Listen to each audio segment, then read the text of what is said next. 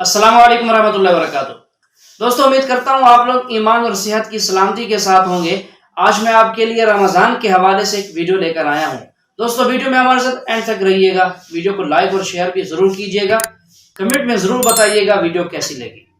हिंदू के ऊपर किसी को वो नहीं आया कि इतने अच्छे पवित्र नवरात्र चल रहे हैं। हम क्या समझते हैं रमजान को? हमारे लिए रमजान क्या है? हमारे लिए कुछ नहीं है। हमारे लिए हमारे पवित्र मेरी माँ माई के नवरात्रे चल रहे हैं। तो मैं कहना चाहती हूँ कि तुम्हारे मन में ये तो कभी नहीं आया कि नवरात्रों के ऊपर जाके हम इतने बड़े बड़े हमारे मंदिर हैं, मंदिरों में दिन रात कीर्तन हो रहे हैं, भजन हो रहे हैं, हम पुष्प माला कर दे। कोई आके मौलाना ने कहा कि मैं जा रहा हूँ, नवरात्र चल रहे हैं, मैं प्रसाद बांट के आऊंगा, मैं अपनी तरफ से 1 लाख रुपया देकर आऊंगा। किसी ने बोला? किसी ने नहीं बोला, किसी ने नहीं बोला। तो आज मैं कहना चाहती हूँ ऐसी मानसिकता वाले लोगों से हिंदुओं बच जाओ। ये तुम भाईचारा, तुम प्रेम, आस्था माँ तो बहुत बड़ा बवाल करती है, आस्था माँ तो लड़ाती है, हिंदू मुस्लिम करती है, और हम भाईचारा, तुम्हारा भाईचारा ये लोग ऐसा निकालेंगे। मैं 50 बार बोलती हूँ कि भाई ये है और चारा हम लोग हैं इनका, और वक्त रहते ये चारा कैसे काटते हैं ये सब तुमको पता है, सारी दुनिया को पता। उसके बाद भी तुम आंखें मूंद लो कबूतर की तरह के बिल्ली ने मुझे नहीं देखा, बिल्ली ने मुझे नहीं देखा, तो तुम्हारा हाल कबूतर जैसा ही होगा। मैं फिर एक बार कहना चाहती हूँ, कंधों से ऊंची छाती नहीं होती, कंधों से ऊंची छाती नहीं होती, हिंदू धर्म से ऊंची कोई जाति नहीं होती। अगर दिया ही नहीं बचा तो भाती का क्या करोगे? अगर हिंदू धर्म नहीं बचा तो जाति का क्या करोगे? मेरा सवाल एक है, ये अपना हिंदुस्तान में जो है, पहले हिंदुज़म आया, बाद में बुद्धिज़्म आया, बाद में जैनिज़्म आया, और लास्ट में जाके सिखिज़्म आया। ये सब में कभी भी ऐसा झगड़ा लफड़ा बिपड़ा कुछ भी नहीं हुआ। इधर से जितना भी आया, जैसे जूइश है, बाद में क्रिश्चियंस है, बाद में इस्लाम है, ये तीनों में 1400 साल होने के बाद भी अभी तक क्यों लड़ाई झगड़े हैं? पहला सवाल ये है। दूसरा सवाल, आप जो टेररिस्ट का जो भी कुछ डेफिनेशन दिए वो तो ठीक है, जान दे दो, मगर टेररिस्ट लोग इस्लाम को बदनाम करते हैं। कुछ भी हो, आप उसके अगेंस्ट ये जो काम कर रहे हैं ये बहुत अच्छा है। दूसरी बात, ये अभी जो इराक में वो अच्छा काम नहीं किए, कोई भी हो, मुसलमान हो, हिंदू हो, रिलीजियस प्लेसेस को ऐसा नहीं करना चाहिए। जरा बराबर से सवाल। भाई साहब ने 2 सवाल पूछा है। पहला सवाल पूछा है कि हिंदुस्तान में पहले हिंदू धर्म आया, हिंदुइज्म आया, फिर बुद्धिज्म आया, फिर जैनिज्म आया, फिर सिखिज्म आया, लफड़ा झगड़ा नहीं हुआ। लेकिन ये जुडाइज्म, क्रिश्चियनिटी, इस्लाम में हमेशा झगड़ा है। क्यों? आप शायद अपने मज़हब के बारे में नहीं जानते। आपने महाभारत पढ़ी? महाभारत पढ़ी आपने? पूरी महाभारत में झगड़ा ही झगड़ा है।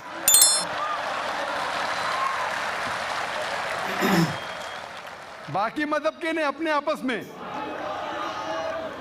अगर आप पढ़ते महाभारत, जो एक स्मृति है जो मैं पढ़ चुका हूं, उसके अंदर कजिन्स, रिश्तेदारों के बीच पांडव 5 और कौरव 100 झगड़ा होता है। महाभारत में झगड़े के बारे में जितने वर्सेस है, कुरान मजीद से कई गुना ज़्यादा। अगर गिनेंगे हम, कुरान मजीद गिनेंगे कितने वर्सेस है, महाभारत में कई ज़्यादा है। और जब आप भगवत गीता पढ़ते हैं, भगवत गीता महाभारत का एक हिस्सा है, 18 चैप्टर्स है।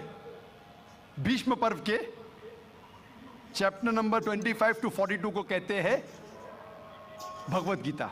और भगवत गीता सबसे ज़्यादा पढ़ी जाने वाली किताब है हिंदू मज़हब में। और यहाँ ये भगवत गीता श्री कृष्ण राय दे रहे, सलाह दे रहे, सजेशन दे रहे, एडवाइस दे रहे अर्जुन को। जब आप पढ़ते Bhagavad Gita chapter number 1 verse number 45-46, Arjun जंग के मैदान में अपने हथियार को जमीन पे रखता है और कहता है श्री कृष्ण से, मैं जंग के मैदान में निहत्था मरना पसंद करूंगा बनिस्बत अपने रिश्तेदारों से लड़ूं। ये कहता है, आपने पढ़ी होंगी। उसके फौरन बाद चैप्टर नंबर 2 वर्स नंबर 2 और 3 में श्री कृष्ण कहते हैं अर्जुन से, अर्जुन तुम इतने बुज़दिल कब से बन गए? तुम नपुंसक कब से बन गए? How have these impurities come in your heart? How have you become impotent?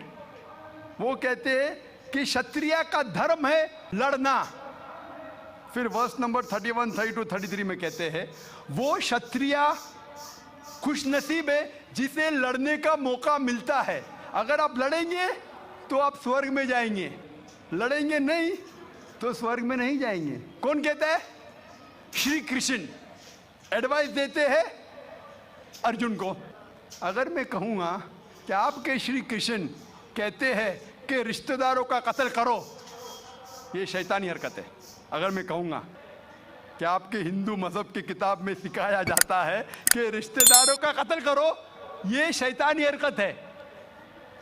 वो हिंदू मुझसे कहता है लेकिन ये जंग है हक और बातिल के दरमियान। मैं बोला कुरान मजीद में भी वही लिखा है, हक और बातिल के दरमियान।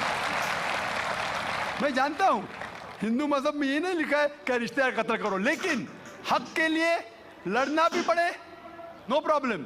चाहे वो आपके रिश्तेदार हो, चाहे वो आपके वालिदैन हो, नो प्रॉब्लम। तो ये श्री कृष्ण कहते अर्जुन से। और जो क्रिटिक्स ऑफ इस्लाम उछालते मोहम्मद सल्लल्लाहु अलैहि वसल्लम की हदीस को, सही बुखारी की जिल्द नंबर 4 हदीस नंबर 46 किताब जिहाद में अल्लाह के रसूल कहते कि जो भी मुजाहिद जिहाद के लिए जाता है, अगर उसका कत्ल होता है तो वो जन्नत पे जाता है, अगर वो जिंदा वापस लौटता है तो उसे इस दुनिया का माल मिलता है। अक्सर क्रिटिक्स इंक्लूडिंग अरुण शूरी इस हदीस को उछालकर कहते कैसा मजहब है, लड़ने को कहता है, मर जाते लड़ाई में तो जन्नत मिलती है, वरना इस दुनिया की दौलत। अगर आप भगवत गीता पढ़ेंगे चैप्टर नंबर 2 वर्स नंबर 37, उसमें श्री कृष्ण कहते हैं अर्जुन से, अर्जुन उठो और लड़ो। अगर आप मर जाएंगे, कत्ल हो जाएगा, आप जाएंगे स्वर्ग में। अगर जिंदा वापस लौटेंगे तो दुनिया की दौलत मिलेंगी। हू बहू जो सही बुखारी में मोहम्मद सल्लल्लाहु अलैहि वसल्लम ने कहा, वही कहते श्री कृष्ण अर्जुन से। मुझे लगता है कि अरुण शूरी ने भगवत गीता पढ़ी नहीं। अगर पढ़ी होती तो इस्लाम के खिलाफ नहीं लिखते। तो आपको सही जानने के लिए दोनों किताबों का मुताला करना पड़ेगा। आप कह रहे हिंदुइज्म आया, बुद्धिज्म आया। अशोका क्या किया? लाखों लोगों को मारा। आप बोलते कत्ल हुआ ही नहीं। आप शायद भूल गए, आपने हिंदुस्तान की तारीख पढ़ी ही नहीं। तो हिंदुस्तान की तारीख आप पढ़ेंगे, यहाँ भी कई लाखों लोगों का कत्ल हुआ है। ना ही सिर्फ महाभारत के अंदर लिखा है। आप देखेंगे अशोका फिर वो दुनिया को त्याग करता है और फिर वो संत साधु बन जाता है, लेकिन पहले तो कत्ल किया किसने? तो आप देखेंगे हिस्ट्री में यहाँ भी कत्ल हुआ, जुडाइज्म में भी है, क्रिश्चियनिटी में भी है, इस्लाम में भी है। जहाँ भी आप देखते कुछ जगह जो झगड़ा हुआ, लड़ाई हुई, वो हक और बातिल के दरमियान, सही है। और कई जगह आप देखेंगे मासूम लोगों का कत्ल किया गया। आप जानते हैं in the history of the world, in the name of religion, मजहब के नाम पे जो सबसे ज्यादा कत्ल किए वो क्रूसेडर्स ने, ईसाईयत के नाम पे लाखों लोगों को कत्ल किया ईसाईयत के नाम पे।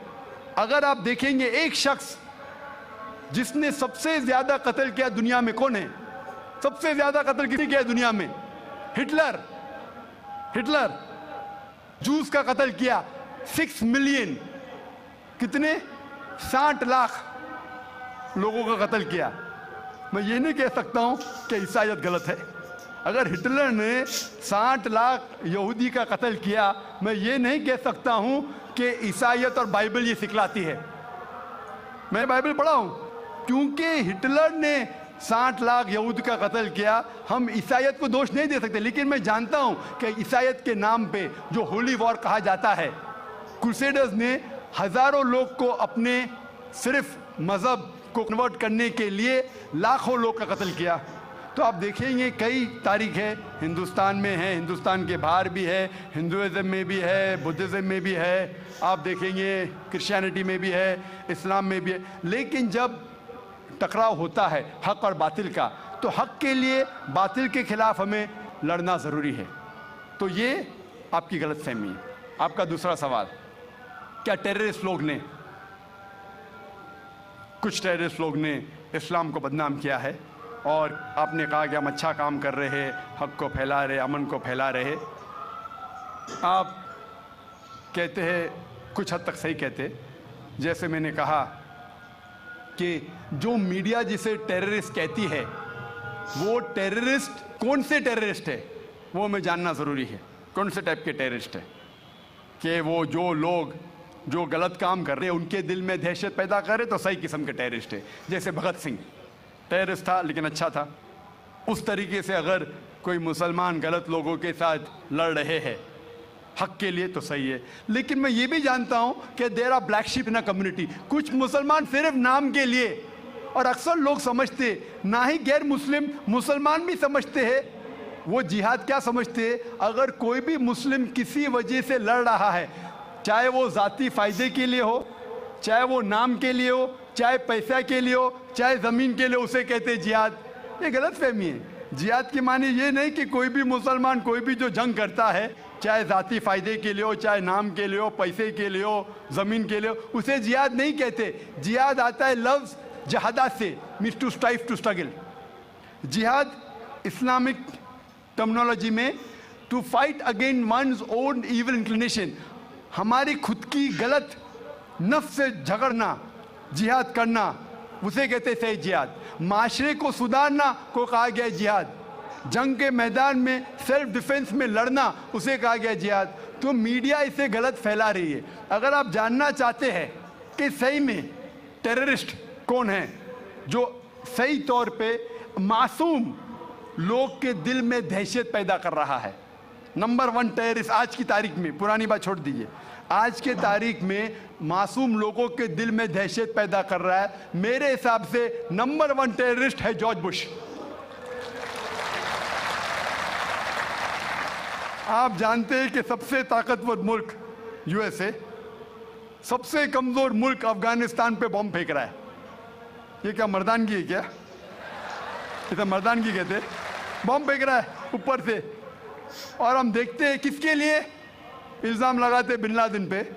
मैं बिन लादेन का दोस्त नहीं हूँ, मैं ये नहीं कहता हूँ बिन लादेन अच्छा है क्या बुरा है।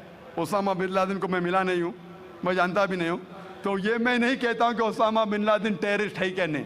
लेकिन अगर मान भी लो, जितने प्रूफ है सब गलत है। अफगानिस्तान बोलती है यूएसए से आप हमको प्रूफ दो, वो प्रूफ देते मुशर्रफ को, टोनी ब्लेयर को। प्रूफ मांग रहे अफगान लोग, दे रहे मुशर्रफ को, टोनी ब्लेयर को। ये किधर का इंसाफ है? क्योंकि उनके पास प्रूफ है ही नहीं। अगर मान भी लो बहस के तौर पे, फॉर सेक ऑफ आर्ग्यूमेंट, अगर एक शख्स ने ऐसा गलत काम किया, अब एक शख्स के लिए क्या सारे देश के ऊपर बम डाल सकते? 1000 लोग का कत्ल कर रहे, क्या हक है उनको? फिर जाते इराक के पास 1000 लोग को मारते। मैं ये नहीं कहता सद्दाम हुसैन अच्छा इंसान है, मैं ये नहीं कहता हूँ, मैं जानता हूँ काफ़ी गलतियाँ की, लेकिन जो इराकी लोग सद्दाम हुसैन के टाइम पे जो उनको तकलीफ हो रही थी, अभी उससे कई ज़्यादा हो रही है, कई ज़्यादा। कौन कर रहा है? George Bush.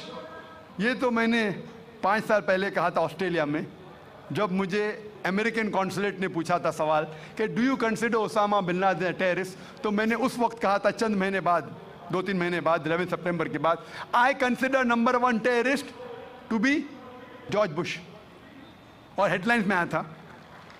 आज तो कई लोग कहते हैं कि जॉर्ज बुश टेररिस्ट नंबर 1 है। अमेरिका में भी जब एक सर्वे हुआ था, एक प्राइवेट ऑर्गेनाइजेशन ने सर्वे की थी यूएसए में, जानने के लिए 3 नाम दिए उनने, कौन सबसे बड़ा टेररिस्ट है, Osama bin Laden, Saddam Hussein या जॉर्ज बुश। नंबर 1 हमेशा जॉर्ज बुश है। गैर मुस्लिम भी कहते हैं सबसे नंबर 1 टेररिस्ट है जॉर्ज बुश। सबसे लोएस्ट परसेंटेज उसको मिला 73%, और कुछ लोग ने 78% लोग ने कहा कि टेररिस्ट नंबर 1 है जॉर्ज बुश। अभी उन्हें पता लग रहा है 5 साल बाद, 6 साल बाद। मैं तो पहले कहा था। तो आप मुझसे पूछेंगे कि ये मीडिया ऐसे लोग को लेके उछाल रही है और मीडिया बदनाम कर रही, जो हालात हो रही है, कोई भी मजहबी, चाहे टेम्पल हो, चाहे चर्च हो, चाहे मस्जिद हो, कुरान में लिखा है उसको डिस्ट्रॉय नहीं करना चाहिए। कोई भी, कुरान की आयत है, do not destroy temples, churches, places of worship, गलत है, तो कुरान में भी लिखा है। तो कोई भी शख्स ये करता है, टेम्पल या मस्जिद या मोनेस्ट्रीज या सिनेगॉग्स को तोड़ता है, तो ये इंसानियत के खिलाफ है और कुरान मजीद के खिलाफ भी है। Hope that answers the question.